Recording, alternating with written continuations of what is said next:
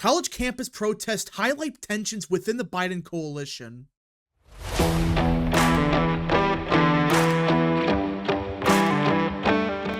What is up, people of the internet? It is me, Real American, back again with a new video. Today, it is time to talk about the 2024 presidential election because most of you have probably heard by now, but for those that don't know what's happening, there's been a lot of protests on college campuses across America, not just on one campus, not just on a couple. No, it seems like every college campus in America, at least the significant ones, all have protests related to Palestine, and it's getting much worse. Like, we're not talking about just peaceful protest. We're seeing a lot of violence occurring on these campuses, and it's getting so bad that it appears that Biden might be suffering because of these protests. Now, before I continue with today's video, I hope you enjoy these type of videos. If you do, smash the like button down below, subscribe, share with your friends, hit that little bell, follow the social media accounts in the description down below, and of course, join the channel today.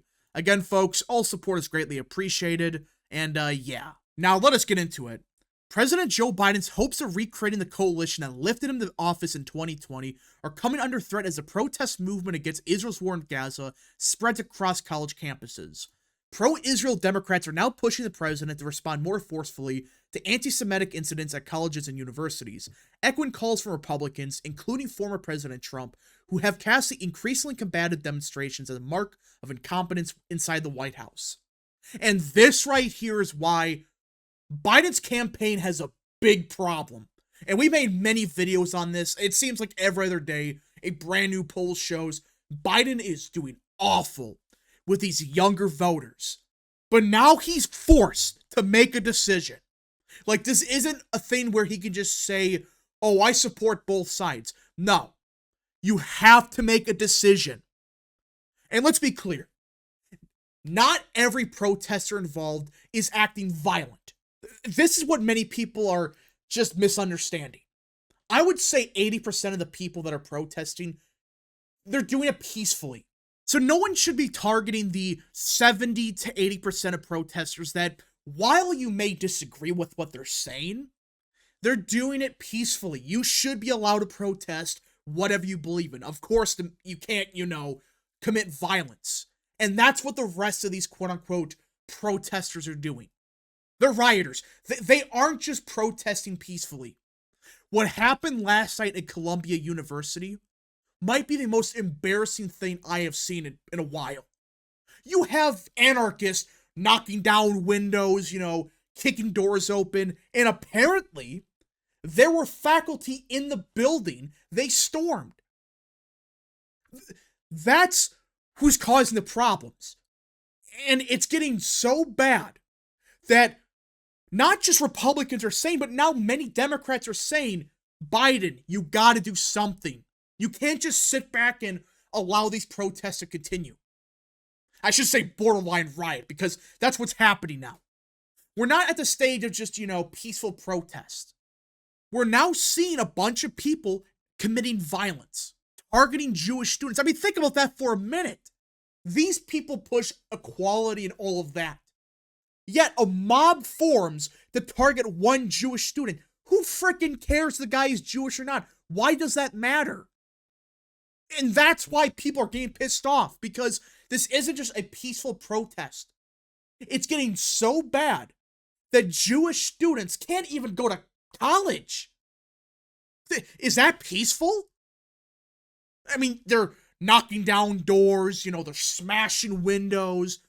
And there were rumors spreading yesterday at Columbia University that some of the faculty in the building they stormed were held hostage. Now, we don't know if that's true or that was just misleading, but this isn't good. And the Biden administration has to do something. For months, Democrats on Capitol Hill have approached the conflict in Gaza with relative caution, but as the protests and encampments dig in, college officials weigh canceling commencement ceremonies, and Republicans ratchet up their attacks. Yeah, it's getting so bad that some of these universities, and there's only been one or two, I think, but it may spread, they're forced to cancel commencement ceremonies because of violence. This is the same group, when you think about it, that in 2020 missed their high school graduation because of COVID. And now these losers, not just protesting, rioting, burning stuff, attacking a Jewish student for being Jewish. It's like, these people are nuts. But because these universities are doing nothing, most of them at least, they feel emboldened. It's like, who freaking cares? Like, if I'm not going to get punished for this, I'm just going to keep doing it. The White House and congressional leaders seem to embrace a new, tougher tack Tuesday when discussing the overnight occupation of an academic building by protesters at Columbia University. President Biden respects the right of free expression, but protests must remain peaceful and lawful. Forcibly taking over buildings is not peaceful. It is wrong. Wow, what? These are some words of wisdom from the White House. Yeah, no shit that taking over a building like they did, that's not peaceful. I mean, look at this. This image from CNN, right on the article, right there. Does this look like a peaceful protest to you? The loser has a hammer, smashing a window. It's like, what? What does this have to do with the war in Israel? What does this have to do with the civilians on both sides dying? Seriously, what's the point of this? There is no point. These clowns are realizing, since no one as of now is doing anything to stop them, they're just going to keep doing it. They feel emboldened. Smashing windows with hammers, taking over university buildings is not free speech, Senate Majority Leader Chuck Schumer said.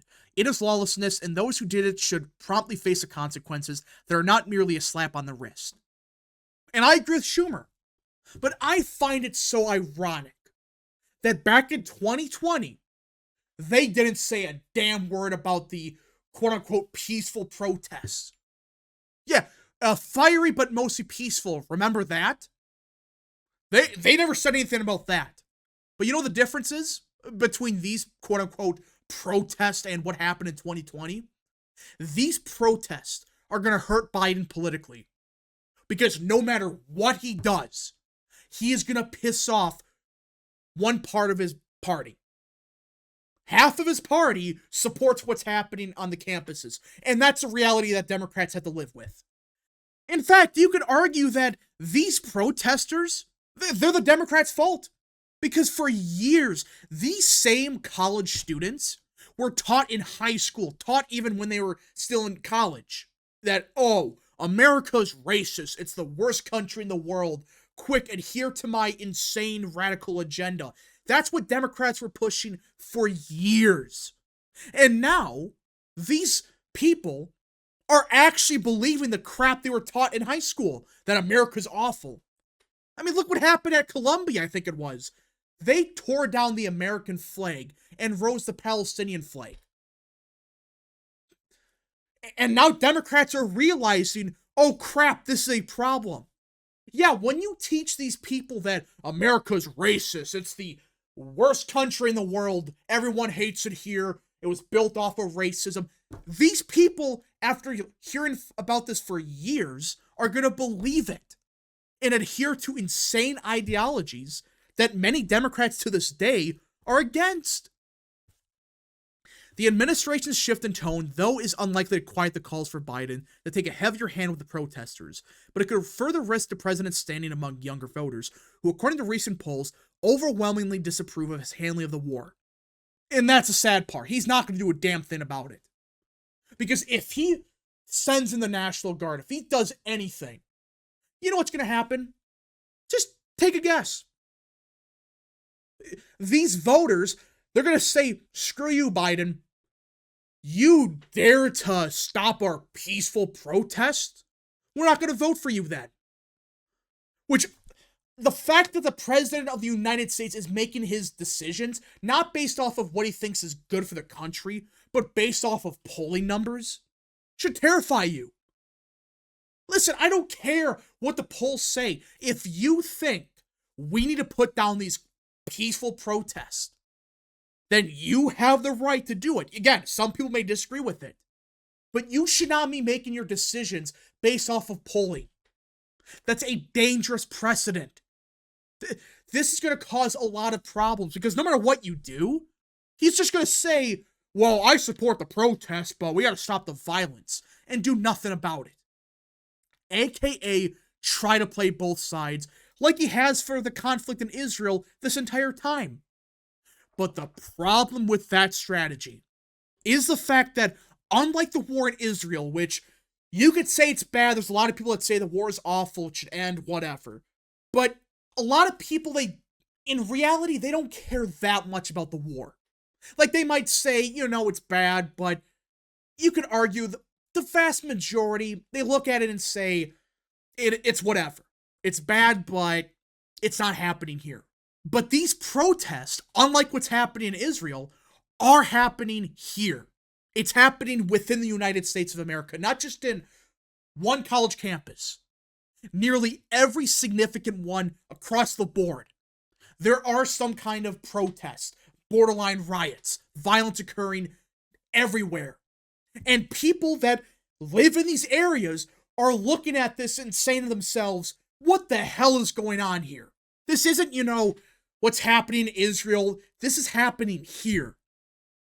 And they're seeing violence. They're seeing, Palestinian flags being raised over the American flag. A lot of people are not happy with this because it's like, where's the law and order? Why is no one doing anything about it? And that's because, like I said, the Biden administration makes their decisions based off of polling numbers. And I guarantee you, like half of Democrats support what these people are doing. That's their fault. Listen, I don't feel bad for them. They decided to make their entire coalition revolve around these people. And now it's backfiring. It's their fault. They gotta live with it. Now, as for what I think Biden will do, I think if it gets so bad that there's buildings being lit on fire and all of that, you might see him, call in the National Guard or do something crazy like that. But outside of that, I think once again, he's going to be trying to play both sides. Like, oh, I support the peaceful protest, but I also, want to end the violence. But I'm going to do nothing about it. That's the reality. The president of the United States is going to do nothing. I hope he does something. I don't care if it benefits Trump or benefits Biden. It doesn't matter. What's happening on these campuses is awful. And it's going to spread. And that's what I'm worried about. Everyone should be. Because if these are allowed to occur at these campuses where you would think, oh wait, these campuses would lose a lot of money if they just let this happen, what's going to happen in a couple months when the DNC occurs in Chicago? Do you think those are just going to be, campus protests? It could get very ugly, but I am praying, and everyone else should, be praying that this doesn't escalate even further. But we just got to see. Anyways, folks, thank you so much for watching. If you guys did enjoy this video, smash the like button down below, subscribe, share with your friends, hit that little bell, follow the social media accounts in the description down below, and of course, join the channel today. Godspeed to all of you.